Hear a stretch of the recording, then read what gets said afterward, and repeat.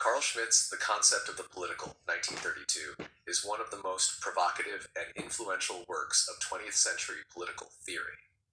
Written during the Weimar Republic's turbulent final years, the text reflects Schmitt's concerns about liberalism, parliamentary democracy, and the erosion of political authority in modern societies. In this work, Schmitt offers a radical and polemical definition of the political, anchoring it in the existential distinction between friend and enemy. His thesis is both a critique of liberal depoliticization and a defense of sovereign decision-making in an era of crisis. Historical and intellectual context. Schmitt wrote The Concept of the Political against the backdrop of Weimar Germany's political instability.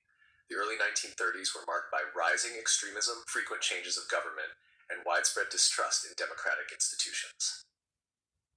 Schmitt, a Catholic conservative and legal theorist, viewed liberal democracy as too weak and procedural to withstand such threats. He believed that liberalism, with its faith in rational debate, rule of law, and economic individualism, failed to grasp the nature of political conflict.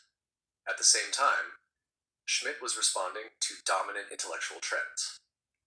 The text is a reaction against liberal theorists such as Hans Kelsen, who promoted a normative, legalistic view of politics, and to Marxist theorists who saw political life as reducible to class struggle. Schmitt's concept of the political, therefore, seeks to reassert the autonomy and distinctiveness of the political sphere, the friend-enemy distinction.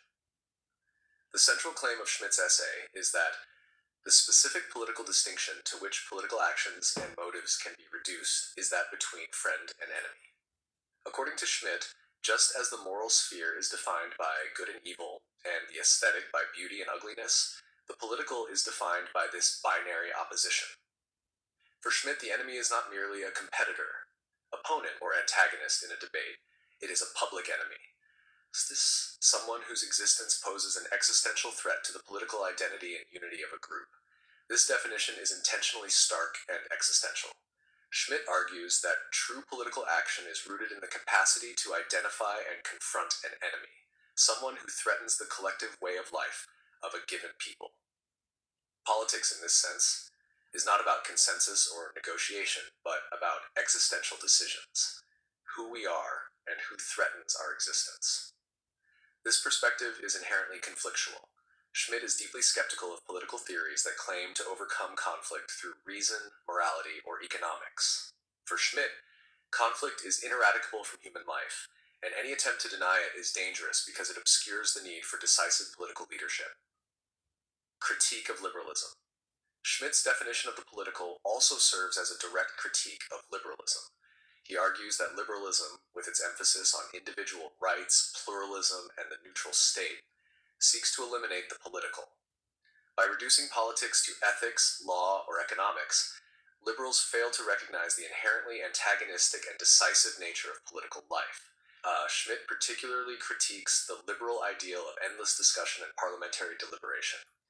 He claims that liberalism tries to replace political decision with technocratic management and endless negotiation, which leads to paralysis in the face of existential threats. In his view, when a society is unwilling to recognize its enemies and defend its political identity, it risks collapse. This critique is both philosophical and practical.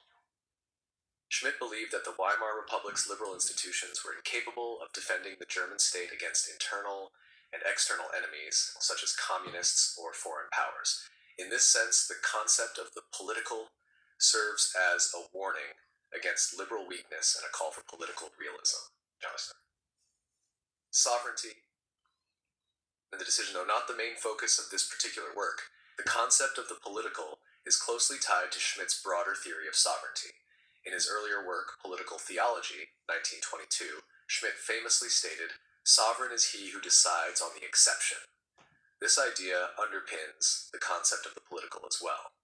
The ability to identify the enemy and act decisively in defense of the political community is, for Schmitt, the essence of sovereignty. Political life, then, cannot be entirely governed by rules or procedures. There must always be someone who has the authority to make decisive judgments when the normal order breaks down. This view challenges the liberal notion of the rule of law as supreme and suggests that legal norms ultimately rest on political decisions. politics, identity, and homogeneity. A further implication of Schmitt's argument is the link between politics and identity.